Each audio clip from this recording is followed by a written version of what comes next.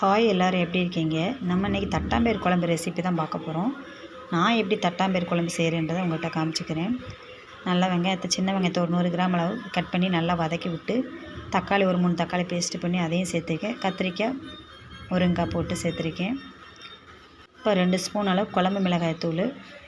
நம்ம எல்லாத்தையும் ஓரளவுக்கு நல்லா வதக்கி விட்டே செஞ்சோம்னா குழம்பு ரொம்ப நல்லா டேஸ்ட்டாக இருக்கும். பயரை வந்து நல்லா வறுத்து தான் சேர்க்கணும். குழம்புக்கு நல்லாயிருக்கும். குழம்பு வந்து நல்லா வாசமாக இருக்கும் சாப்பிட்றப்ப. தேங்காய் அரைச்சி ஊற்றியாச்சு. கொஞ்சம் ஒரு நெல்லிக்காய் சைஸ் புளியும் கரைச்சி சேர்த்துட்டேன். நல்லா கலந்து விட்டுருவோம். இப்போ வேக வச்ச பயறு எடுத்து உள்ளே சேர்த்துருவோம். இந்த காராமணிக்கு ஒரு விசில் தான் வச்சு நல்லா குலைவாக வெந்துருச்சு. நல்லா குழம்பு வந்து ரொம்ப நல்லா டேஸ்ட்டாக இருக்கும். குழம்பு ரெடி ஆயிடுச்சுங்க. நம்ம தாளிப்பு கொடுத்தோடனே குழம்பு சூப்பராக தட்டாம்பயிறு புளி குழம்பு ரெடி. சூப்பராக இருக்குது பாருங்கள். குழம்பு நல்லா இந்த அளவுக்கு திக்காக இருந்தால் தான் நல்லாயிருக்கும் சாப்பாட்டில் ஊற்றி சாப்பிட்றப்ப. இந்த குழம்பு வீடியோ பிடிச்சிருந்தா சப்ஸ்கிரைப் பண்ணி சப்போர்ட் பண்ணுங்கள். தேங்க்யூ.